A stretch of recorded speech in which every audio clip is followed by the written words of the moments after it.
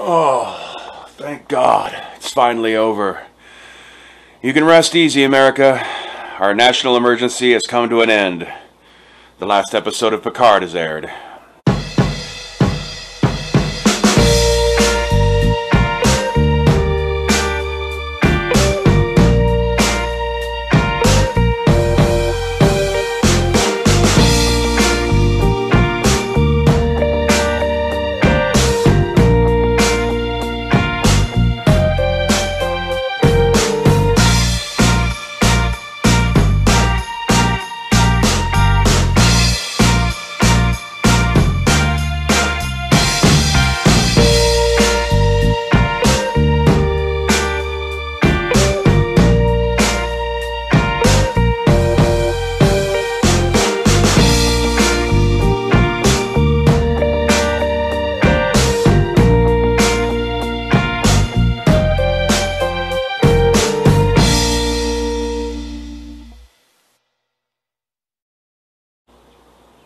Well, hey folks, it's your old pal, King Waspinator here. Just got done watching the 10th episode of Star Trek Picard Season 1.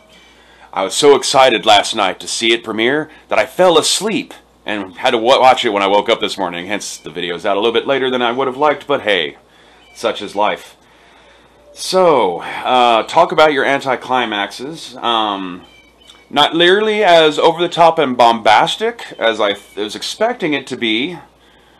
Red Letter Media, their predictions about Picard remerging with the Borg Cube and all that, thankfully did not happen.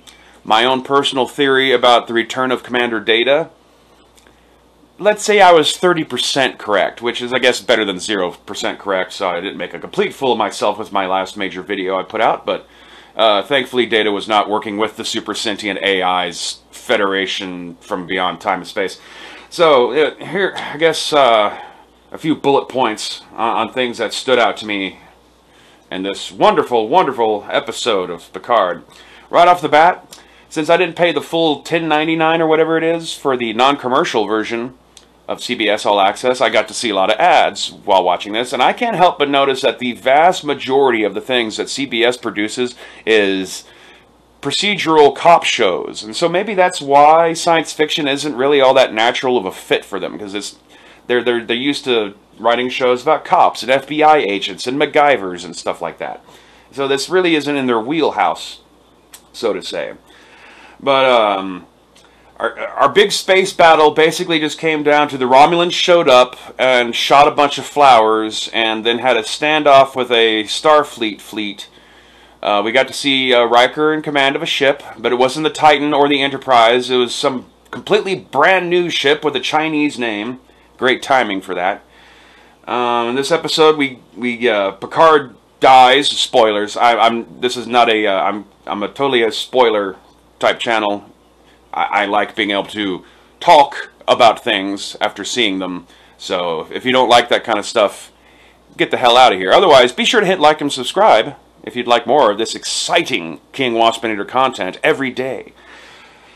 But yes, Picard ended up dying, but they put his brain into that golem that I guess they were hinting that Alton Soong was going to put his brain in. And so now Picard is alive, but he's not going to be an immortal, super powerful robot.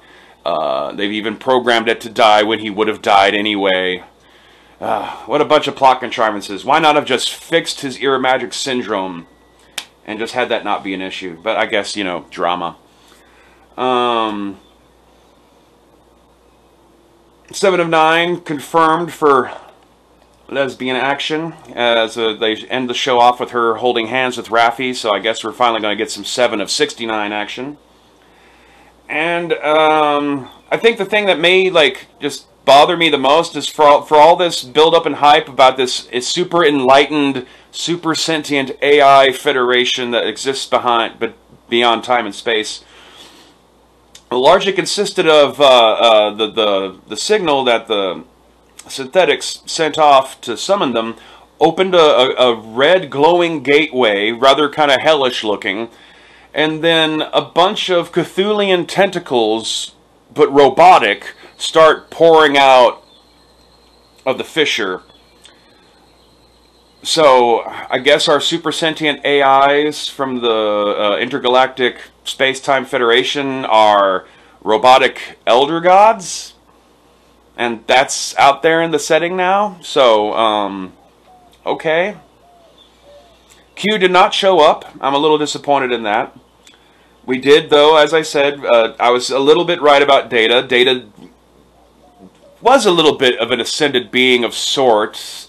Apparently, Bruce Maddox had saved a neuron that had been transferred into B4 and had used that to create a simulation where Data's consciousness was able to reside. It was a little reminiscent of, you know, how Moriarty was being kept in a little holographic cube at the end of the second Moriarty episode of TNG. And they unplugged it. And, just anticlimactic. I mean, I guess we know the second season's coming. Don't know when it's going to go into production, considering that we're all dealing with the super flu. And they should be very cautious about keeping Patrick Stewart alive, because he's of an age that makes him very vulnerable to the super flu, and he's in a group of people who are vulnerable because he's part of the whole jet-setting rich and famous crowd, flying all around the world on airplanes, getting sick. So assuming we can get through this little hump and that Patrick Stewart stays with us, fingers crossed, because regardless of how I might feel about the show, no ill wishes at all on Patrick Stewart over this, of course. He's just doing his job and doing what he thinks is right, even if he might be misguided. The secret is we're all misguided in our own little ways, so, you know, you've got to give each other slack. But, they didn't leave it on a cliffhanger, which I'm glad, because in case things go in such a way that we're never going to get a second season of this, or CBS folds under the pressure of all the money loss that's happening with all the various companies over the super flu pandemic, at least it ended in such a way that you can feel like it was a self-contained one-season-long story, and it's not just stuff left dangling, like, say, how Farscape ended at season 4 before we knew that the fans were going to be able to make a mini-series to wrap it up. To me, that's still like the most offensive cliffhanger of all time, in terms of ending a show on that kind of note.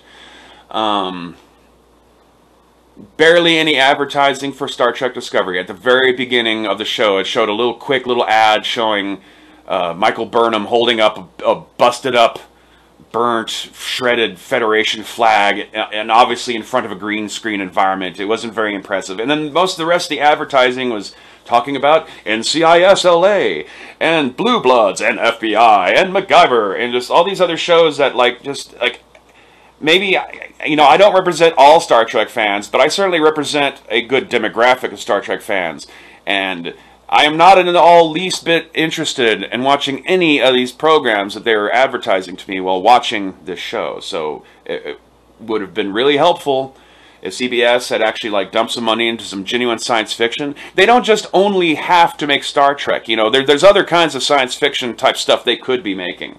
You know, maybe they can get their hands on some comic book series. Maybe they could do something more cyberpunky and closer to the real world, so they don't have to spend so much money on holograms and spaceships and stuff.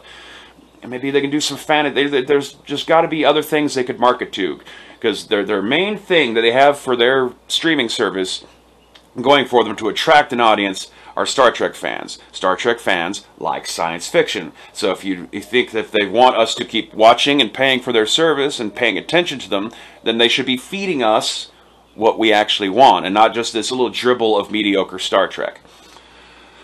I guess my overall thoughts for the series as a whole,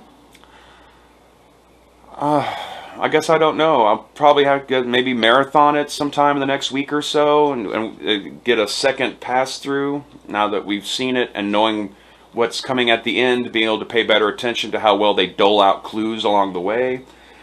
I just found it very anticlimactic. So yeah, this has been my final Star Trek Picard episode review. I once again apologize for trying so hard in the earlier episodes to try to cheerlead this stuff. Like, I knew better, but as I've said before in other videos, I just have this instinctive knee-jerk tendency to want to try to defend Star Trek. But you can't defend the undefensible. All we can hope is that with a new show-running team and a new writing team for Season 2, it might get a bit better. but they're still stuck having to work with all the pieces that have been set up, and it's still ultimately the same production company with the same priorities that that production company has. So we'll see. Maybe the best case scenario we can actually hope for is that this a global emergency over the pandemic might actually just stall it so long that it never gets made, and so they can't do any more damage than they've already done. I'm not sure how I feel yet about it, because after all, I just barely finished watching this one. But it's nice to know that 7 of 9 is going to be getting on some muff diving action with Raffi. Raffi, I really disliked that character at first, but by the end of this season, Raffi ended up being actually one of the characters I like the most. Agnes apparently is completely off the hook now for the murder of Bruce Maddox. And yeah, we'll see. We'll see. So anyway, like I said, hit like and subscribe.